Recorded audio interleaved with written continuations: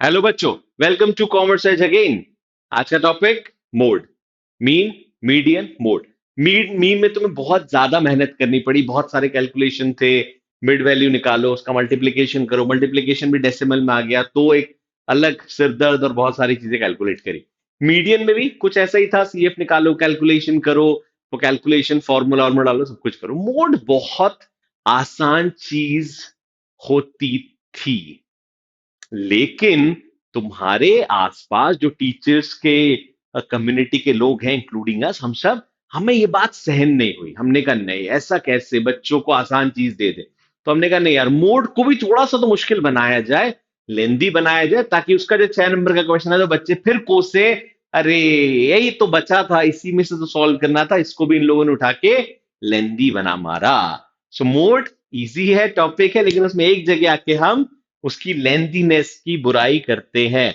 चलो देखते हैं वो क्या लेंथीनेस है मोड के साथ, मोड कैसे कैलकुलेट होता है। देखो, ना तुम्हें मिड वैल्यू निकालनी है, ना तुम्हें फ्रीक्वेंसी निकालनी है। क्वेश्चन सामने आएगा, एग्जांपल देता हूं पहले, फिर अपन क्वेश्चन सामने करेंगे। सो कुछ नहीं करना है मोड के साथ।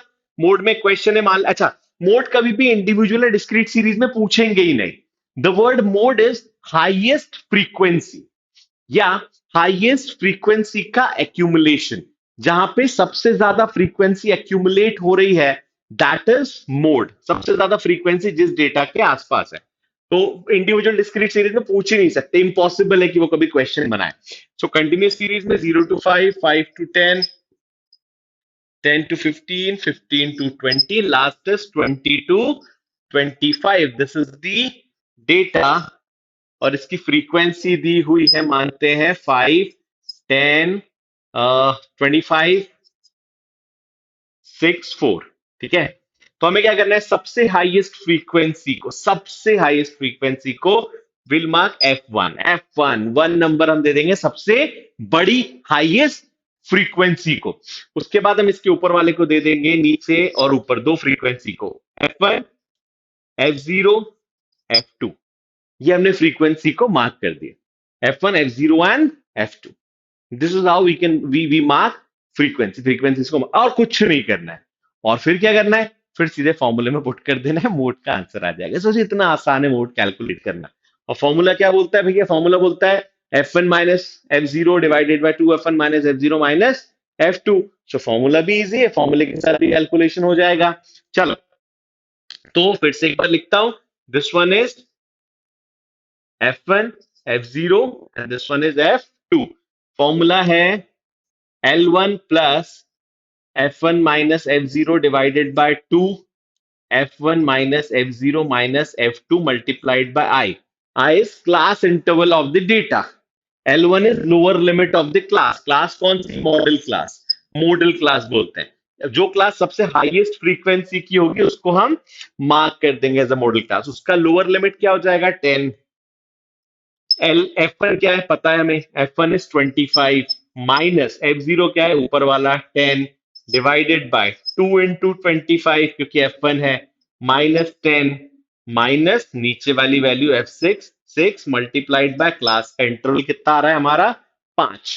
सो आंसर निकाल लेंगे, मोड आ जाएगा 10 plus 25 minus 5 is 15 divided by 2 into 25, 50, 50 minus 10 is 40, 40 minus 6 is 36 multiplied by 5. So 10 plus 15 into 5, 75 divided by 36, जो भी आंसर आएगा, that answer is your answer। ये सिंपल तरीका है टू कैलकुलेट मोड। सिंपल है, इजी है, बस प्लस माइनस मल्टीप्लीकेशन डिवीजन का कॉम्बिनेशन है मोड। कुछ करना ही नहीं था मोड में, ये इनसे हजम नहीं हुआ। पहले क्वेश्चन करते हैं, फिर बताऊंगा ये टीचर्स कम्युनिटी हम लोगों ने तुम्हारे साथ क्या बुरा करा। हाँ, दिस इज द क्वेश्चन तुम्हारे सामने, ठीक है।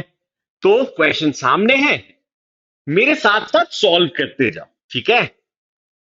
कोशिश करो मेरे साथ, तुम लोग भी सॉल्व करो, लेट्स सी क्या होता है, क्या आता है। कितने देर पे जब मेरा आंसर क्लिक होगा तुम्हारा भी क्लिक होना चाहिए, ठीक है। सो आई कॉपी द क्वेश्चन, क्योंकि बराबरी पे होगा सब कुछ तो ही सही रहेगा। 10 to 20, 20 to 30, 30 to 40, 40 to 50, 50 to 60, 60 to 70 है, बस। This is X. Now the frequency is frequency क्या बोलती है? फ्रीक्वेंसी बोलती है 12, 18, 25, 35। 12, 18, 25, 35, F1, 15, 10, 15, 10, ठीक है। फ्रीक्वेंसी मार्क हो गई F1, F0, F2। Formula is L1 plus F1 minus F0 divided by 2F1 minus F0 minus F2 multiplied by I। Solution क्या होगा इसका? Solution is L1 lower limit of the class, that is, इसको पहले mark कर दो, 40, 40 plus F1 minus F2, 35 minus 25 divided by 2 into 35 minus 25 minus 15। F2 को भी हमने ले लिया, multiplied by class interval. Solution would be, ये सोल्यूशन आ जाएगा यहाँ पे 40 plus 35 minus 25 is 10 divided by 70 minus 25 minus 15 multiplied by 10। जबरदस्ती मैंने एक स्टेप बढ़ा दी, वहीं पे सॉल्व हो जाता फिर भी। सो 40 प्लस 10 डिवाइडेड बाय 70 माइनस 40, ये हो जाएगा 30 माइनस 10, हो जाएगा 40 प्लस, ये मल्टीप्लाइड बाय 10 है, ठीक है, ये बात याद रखना। सो हम करेंगे इसको 3 डिवाइडेड बाय 10 डिवाइडेड बाय 3 हो जाता है 3.33। सो आंसर इज 43.33 आ गया आंसर मोड का। सो मोड इज 43.33। अब कैसे पता चलेगा कि ये आंसर सही है या नहीं है? यहां से तुम्हारी थोड़ी पढ़ाई भी शुरू होती है। यहां तक तो तुमने निकालना सीख लिया। अब एग्जामिनेशन में जब तुम निकाल लोगे 43.3, तो कोई बच्चा होगा जो हमेशा तुम्हें, ये वही बच्चे हैं जो क्लास में एग्जामिनेशन में जाने के एक दिन पहले, इनकी एक अलग कम्युनिटी है इन बच्चों की, इनका अलग दिमाग है, ये अलग दुनिया में रहते हैं। ये एग्जामिनेशन के एक दिन पहले तुमसे अचानक आके बोलते हैं, ये वाला चैप्टर कर लिया क्या? ये क्वेश्चन देख यार, ये क्वेश्चन बहुत दिनों पहले मैम ने एक बार बताया था। एक दिन मैम नहीं बोल रही थी क्लास में कि ये क्वेश्चन इंपॉर्टेंट है, कर लिया क्या? और ये आके हमारी पूरी मेहनत पे ऐसा पानी फेंकते हैं, हमें समझ में नहीं आता, अरे हाँ यार ये भी तो क्वेश्चन था। सब कुछ सही चल रहा होता है, या कि अचानक रात को डिस्टर्ब करते हैं। एग्जाम के एक दिन पहले ये नोटबुक लेके क्लास में पहुंच जाते हैं, हॉल के सामने ग्राउंड में खड़े रहते हैं। ये कुछ ऐसी बच्चे ये अचानक बोलेंगे मेरा आंसर तो 45.6 आ रहा है। अब दिखने के लिए ये भी सही दिखता है, ये भी सही दिखता है, सही क्या होगा? तुम्हें सही समझना पड़ेगा। देखो, ज्यादातर डेटा किधर एक्यूमुलेट हो रहा है? मैं 35 के ऊपर और 35 के नीचे की बात करता हूं। सो 40 और 50 के बीच में मोड आएगा, ये तो पक्की बात है। ज्यादातर डेटा मुझे दिख रहा है ऊपर की तरफ है, 12, 18, 25, और कम डेटा नीचे की तरफ है। तो ज्यादातर डेटा ऊपर की तरफ है, तो मोड भी जो है वो 40 के आसपास ज्यादा आएगा, मतलब टूवर्ड्स 40 होगा, टूवर्ड्स 50 नहीं होगा। This is towards 50। 45 के आगे टूवर्ड्स 50 होता है, 45 के पहले, 45 के पहले टूवर्ड्स 40 होता है। सो मेरा डेटा 40 के आसपास ज्यादा वर्क करेगा। This is how we can challenge that student, community of student की, नहीं मेरा आंसर सही है, मुझे पता है। और अगर मैं यहां पे, ये समझ में आ गया हो तो इस बात को समझना, अगर इसका कॉम्बिनेशन कुछ ऐसा होता इस क्वेश्चन का, 10, 15, 25, 15, 10, आंख बंद करके इस क्वेश्चन का आंसर लिख देना 45। एक्चुअली जितना डेटा ऊपर है एग्जैक्टली उतना ही डेटा नीचे है, और बीच में 25 है। F1, F0, F2, इसका आंसर आ जाएगा 45। निकाल के देख लेना, कुछ सोचने की जरूरत नहीं है। क्यों? क्योंकि डेटा बिल्कुल बीच में आएगा, मुझे ऊपर नीचे का नहीं पता। तो जिस तरफ डेटा एक्यूमुलेट होगा, मोड उस तरफ थोड़ा सा खिसक जाता है। ये तरीका होता है मोड का। अब यहां तक चीजें आसान थी, यहां तक कुछ गड़बड़ी नहीं हो रही थी, बच्चे खुश थे, हमसे देखा ना गया, हम टीचर्स से, तो हमने क्या करा, हमने इस चीज को थोड़ा सा चेंज कर दिया। आ गया सेम फ्रीक्वेंसी का क्वेश्चन। अगर सेम फ्रीक्वेंसी होगी तो इसको कैसे सॉर्ट करोगे, तो इसको कैसे सॉल्व करोगे, ये अब क्वेश्चन बनने लगा। अब सेम फ्रीक्वेंसी में क्या हो रहा है? अब फ्रीक्वेंसी इज 5 10 25 25 15 10, सेम फ्रीक्वेंसी हो गई। ऐसे बहुत सारे क्वेश्चन आएंगे तुम्हें जो सेम फ्रीक्वेंसी के क्वेश्चन हो। सॉल्व कैसे करते हैं इसको? तो इसका एक लंबा चौड़ा तरीका है, पहले वो तरीका समझते हैं, फिर मैं तो बताऊंगा 2 या 3 सेकंड में मैक्सिमम।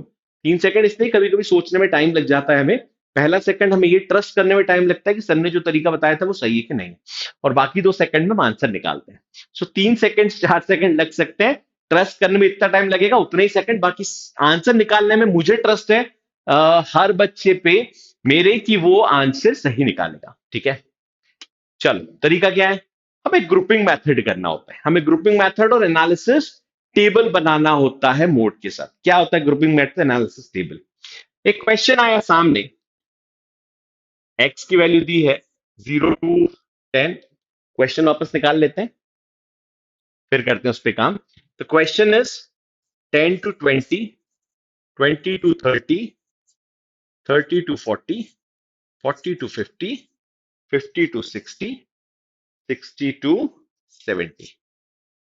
फ्रीक्वेंसी दी हुई है, फ्रीक्वेंसी इज 5 10 25, 5 10 25, 15, 2 बार 25, देन 15 and 10। ठीक है, चल अब अगर यहां पे 25 की जगह कोई बड़ा नंबर होता तो हम बिना सोचे समझे उस नंबर को अपना नंबर मान लेते। अब हमें क्या करना है? अब हमें इसको सॉल्व करने के लिए टीचर्स बोलते हैं नहीं आसान नहीं है, तुम्हें इसके लिए ग्रुपिंग मेथड करना पड़ेगा। ग्रुपिंग मेथड मतलब तुम्हें 6 कॉलम बनाने पड़ेंगे, कॉलम 1, कॉलम 2, कॉलम नंबर 3, 1 नहीं बनाना पड़ेगा, 1 बना हुआ है। सो column number 1 by default frequency का कॉलम होता है, column number 2, column number 3, column number 4, column number 5, column number 6। ये 6 कॉलम, जिसमें से पहला कॉलम तुम्हारा बाय डिफॉल्ट बना हुआ कॉलम है जिसको हम फ्रीक्वेंसी कॉलम बोलते हैं।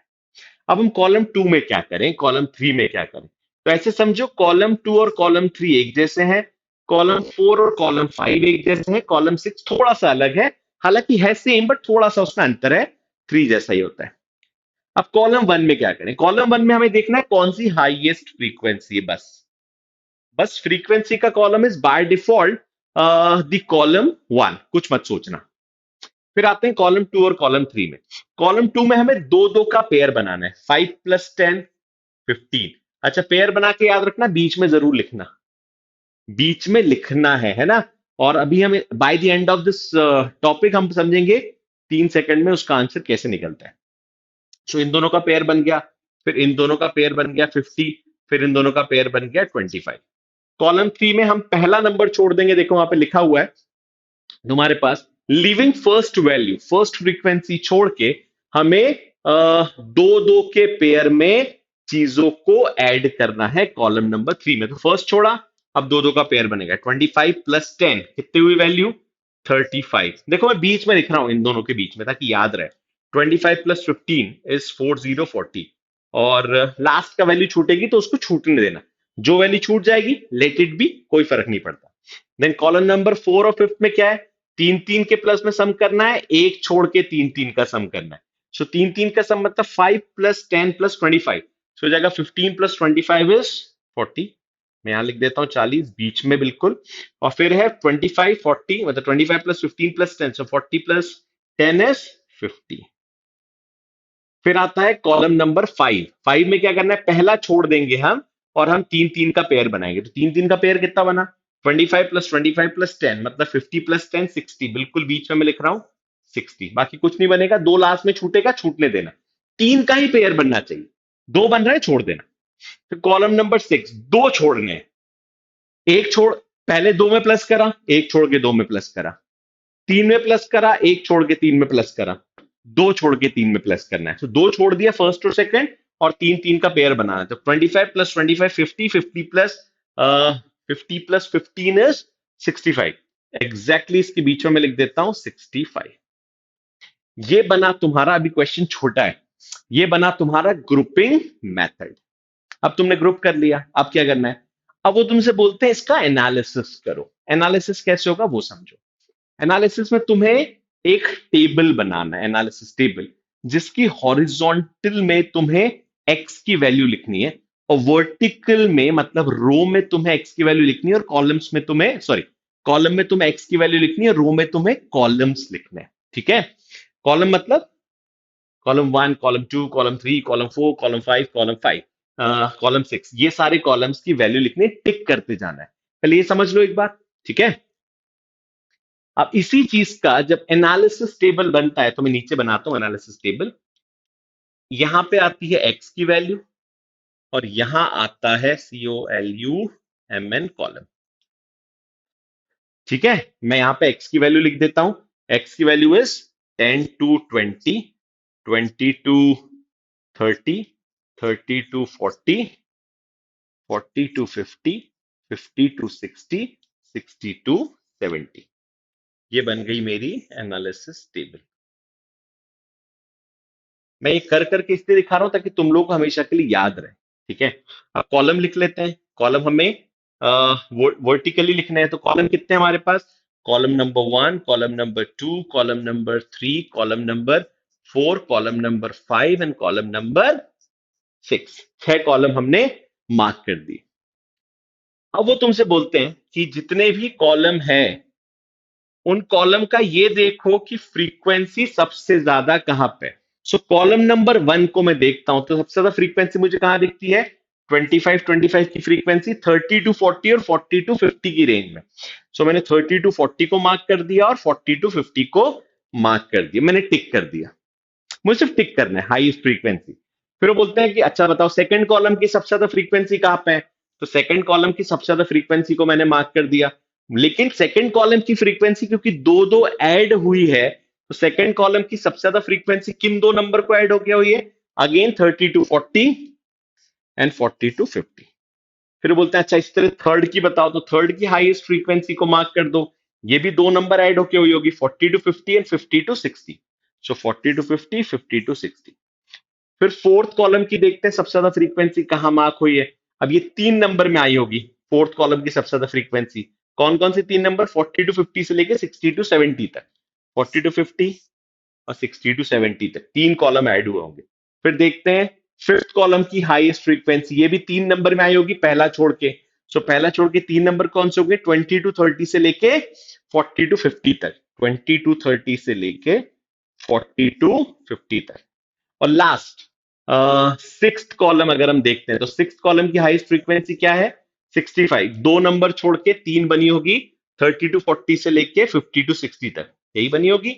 दो तो छोड़ दिए थे शुरुआत के। तो 30 टू 40 से लेके 50 टू 60 तक। क्वेश्चन इज सबसे ज्यादा फ्रीक्वेंसी के टिक्स कहां लगे? That is 40 to 50। 40 टू 50 में सबसे ज्यादा टिक लगे हैं, तो ये होगी हमारी मॉडल क्लास।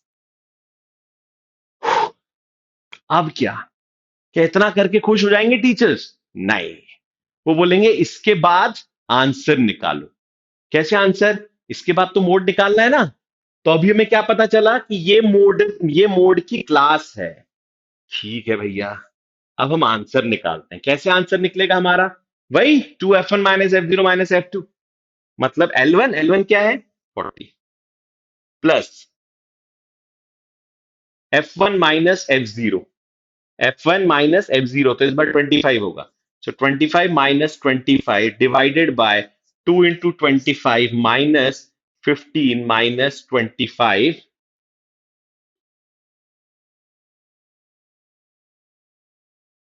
-25 - 15 मल्टीप्लाइड बाय 10, तो जाएगा 40 प्लस 25 - 25 इज 0 डिवाइडेड बाय। मतलब तुम्हें इसके बाद बताने का मतलब यह है कि इसके बाद तुम्हें फिर से एक बार आंसर निकालना पड़ेगा। This is what is suppose to perform. You are suppose to work. This is not important, important is this. ना माई कंसर्न इज ये तुम्हें आता है, this is not my concern. ना माई कंसर्न इज इतना सारा तुम कर रहे हो, क्या इसका कोई शॉर्ट ट्रिक है? हम उस पर बात करते हैं। ये तो हमने सीख लिया कि यार ये तरीका है, मैंने लिख के बता दिया, मैंने तरीका बता दिया कि एनालिसिस टेबल और ग्रुपिंग मेथड कैसा बने। Now let's work on the 3 second model. तुम्हें मोड आ गया, तुम्हें ग्रुपिंग मेथड करना आ गया, तुम्हें एनालिसिस टेबल आ गया. What is a 3 second model? 3 second model is 10 to 20, 20 to 30, 30 to 40, 40 to 50, 50 to 60, 60 to 70. Frequency is 5, 10, 25, 25, 15, 10. दो हाईएस्ट फ्रीक्वेंसी. बस ये चेक करो, 3 सेकंड का टाइम लगेगा जब मैं बोलूंगा उसके बाद चेक करने में. दोनों 25 में किस 25 के एक ऊपर और एक नीचे ज्यादा वैल्यूज है? इस 25 के आसपास देखते हैं पहले. तो पहले वाले 25 के आसपास कौन कौन सी वैल्यू है? एक है 10, एक है 25. दूसरे वाले 25 के आसपास कौन सी वैल्यू है? एक है 25, एक है 15. तो कौन सा 25 जीत गया? जिसके आसपास ज्यादा value. This is your model class.